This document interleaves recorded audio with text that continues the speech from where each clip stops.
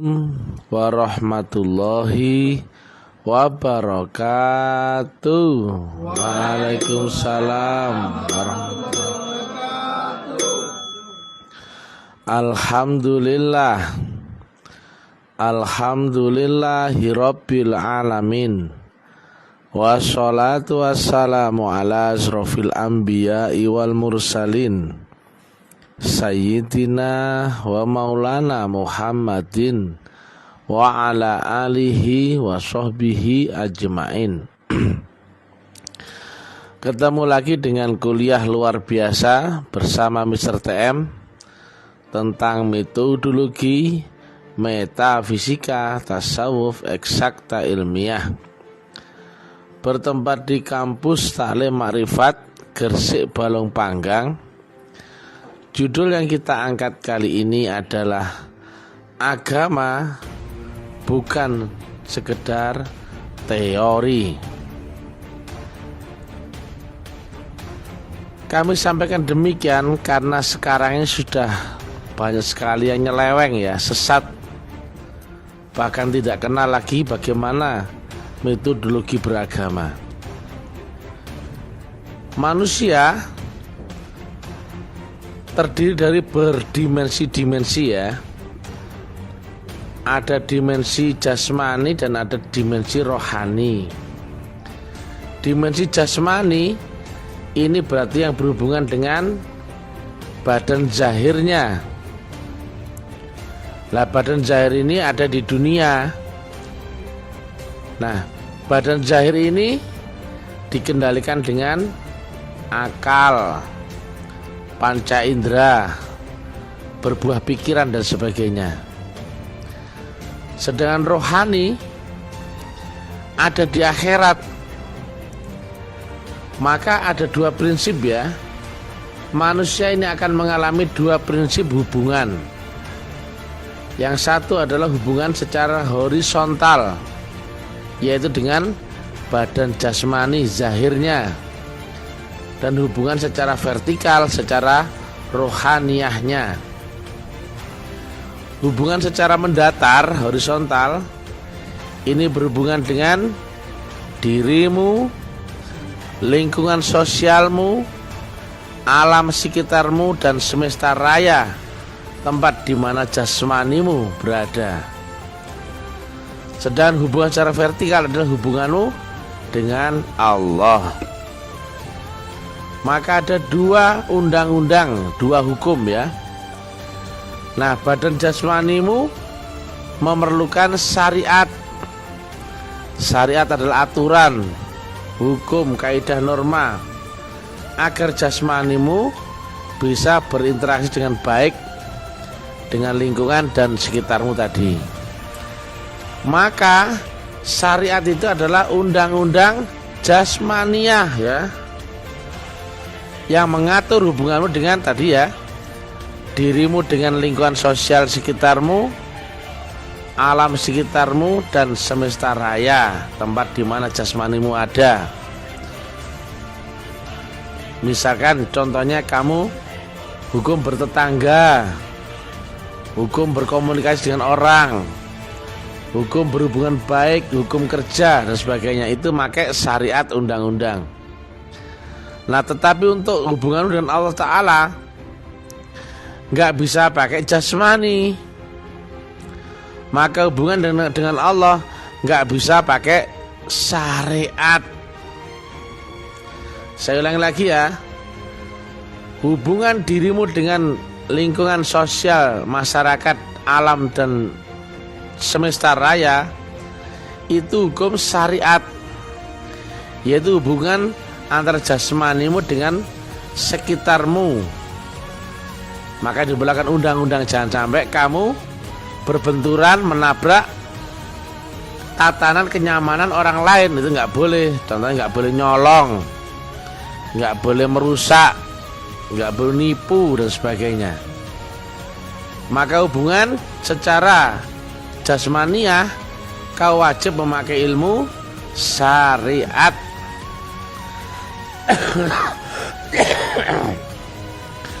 Tetapi hubungan secara vertikal kau wajib memakai ilmu hakikat. Karena tadi ya hubungan dengan Allah wajib dengan roh ya. Hanya saja sekarang orang sudah nggak tahu mana ilmu roh, mana hubunganmu dengan Allah lewat roh. Karena alamnya roh adalah akhirat, sedangkan kita didogma oleh ulama dunia akhirat itu adanya nanti setelah kamu mati. Praktisnya nggak ada yang belajar ilmu hakikat ya, taunya ilmu syariat. Dikira syariat sudah agama, bukan ya. Budi pekerti, aturan, SOP, undang-undang, sistem dunia itu syariat ya. Jadi ya, ada syariat mendatar dan ada hakikat vertikal. Nah, di undang-undang syariat itu tadi kan jasmania ya, interaksinya dengan akal dan panca indera. Maka itu sifatnya masih teoritis ya, teori benar salah ya dan sebagainya. Walaupun teorimu benar, ngambilnya dari Quran ya, tapi itu masih berupa pendapat atau keyakinan, sifatnya interpretasi, karena belum kau buktikan, kau alami. Nah, makanya kata Nabi, agama itu harus hakul yakin, mengalami. Mengalaminya di mana? Di akhirat dengan rohmu. Berarti ya, syariat itu hanya untuk dunia. Sedang untuk akhirat kau harus memasuki ilmu hakikat. Nggak bisa dengan syariat, sama sekali nggak bisa. Walaupun kau ceramah agama ya, teorimu sudah benar, bagus, dari Quran, dari hadis, tapi jika belum pernah kau alami, kau masih sesat. Jika kau ceritakan kepada orang, sesat lagi, menyesatkan. Contohnya ya, teori semua orang pada tahu ya, bunyinya syahadatul ya. Nah, prakteknya harusnya kan menyaksikan. Apa yang kau saksikan? Allah dan utusannya. Nah, inilah, jika kau tidak belajar hakikat, kau hanya tahu syahadat secara syariat. Apa itu jadinya? Ucapan, nggak pernah menyaksikan. Berarti orang yang mengucapkan 2 kalimat syahadat hanya sekedar teori. Bunyinya dia tahu, aku bersaksi bahwa tidak ada Tuhan selain Allah, dan aku bersaksi bahwa Nabi Muhammad adalah utusan Allah. Kan teorinya. Lah prakteknya, apa yang kau saksikan? Gak ngerti. Demikian juga sholat. Secara teori sholat itu harus nutup aurat, harus dengan wudhu, dimulai takbir sampai salam, menghadap kiblat, bla bla bla bla bla bla bla bla. Itu teori. Lah prakteknya, kalau kau praktekkan teorimu itu tidak memasuki dimensi roh, maka sholatmu gak nyambung. Nah, karena apa?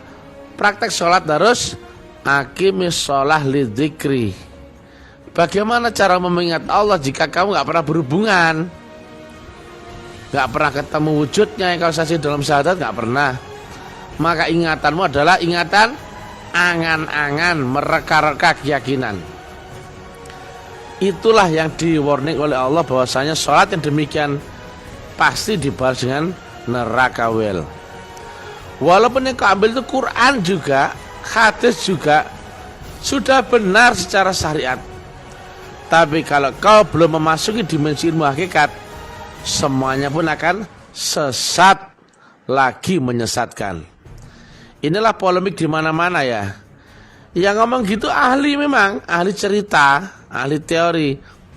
Tapi ketika ditanya prakteknya, jika dia nggak tahu cara menembus akhirat, cara naik dimensi di alam akhirat atau mi'raj, maka omongannya hanyalah dusta atau cuman teori omong kosong yang dia pun tidak pernah mengalami, membuktikan. Hakul yakin. Ini ya ulama-ulama sekarang, kiai, ustadz, gus, buya, habib, semua sekarang pandai cerita, Tapi ditanya caranya gak ngerti loh, aneh toh. Gimana prakteknya? Loh, gak ngerti. Karena praktek agama itu harus menembus akhirat. Nah, makanya agama kalau menurut kami adalah adanya hubungan engkau dengan Allah Subhanahu wa taala. Diawali dengan kenal dan beserta dengan Allah. Awaluddin ma'rifat, akhiruddin ma'rifat. Lah kalau orang hanya sebatas tahu syariat agama, itu bukan agama. Itu undang-undang jasmaniahmu. Kamu gak boleh nyolong. Kamu tahu sholat itu subuh 2 rakaat, itu masih teori semua.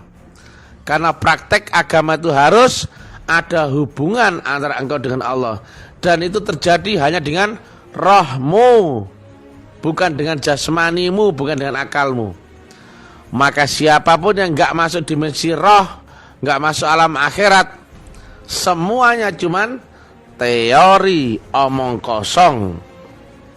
Walaupun kau benar ya, ngambil dari Quran, sudah dibenarkan secara Quran atau hadis ya, secara syariat, tapi kau pun masih sesat, lagi menyesatkan. Paling dasar ya, tentang rukun Islam sekarang ternyata nggak ada yang tahu prakteknya. Apa yang kau saksikan dalam syahadatmu, gak ada yang ngerti ya. Tapi ucapannya ngerti dia, teorinya itulah ya. Jadi walaupun sudah benar ya, kau ambil dari Quran, dari hadis, tapi jika bukan kau alami praktek di alam akhirat dengan rohmu, kau masih kafir secara rohmu. Kau masih sesat, lagi menyesatkan. Dan ini banyak di mana-mana ya. Hampir semua ustadz demikian, ustadz, ulama, kiai, gus, buya, habib. Nah, mudah-mudahan masyarakat Indonesia cerdas ya. Kalau ada ceramah, beranilah nanya, bagaimana cara prakteknya? Bagaimana cara menembus akhiratnya biar saya bisa hakul yakin dengan rohku aku beribadah. Yang itu masuk ke alam roh, masuk ke akhirat, wajib lewat baiat. Jika kau tidak lewat baiat, seluruh pemahaman agamamu hanyalah omong kosong, teori. Walaupun kau bawa Quran, teori. Kau bedah hadis, teori. Yang teori itu kau pakai tidur, hilang ilmumu. Buru-buru menembus alam akhirat, buru-buru melewati kematian. Baru tidur saja sudah hilang ilmumu. Jadi metodologi agama hanya dipelajari di kampus Salim Ma'rifat ya. Tapi kami sekarang sudah tutup buku ya, tidak menerima murid lagi. Silakan cari tempat lain, guru-guru yang lain kalau ada. Bisa belajar kepada Abah Gos, kepada Ustadz Abdul Somplak, kepada Ustadz Ahli Hikayat, Gus Haha, atau Buya Dekur, Buya Ardi, dan sebagainya ya. Silakan. Apakah mereka bisa menerangkan Islam secara metodologik? Yang itu harusnya bisa kau praktekkan, kau buktikan ya, bukan dengan teori omong kosong.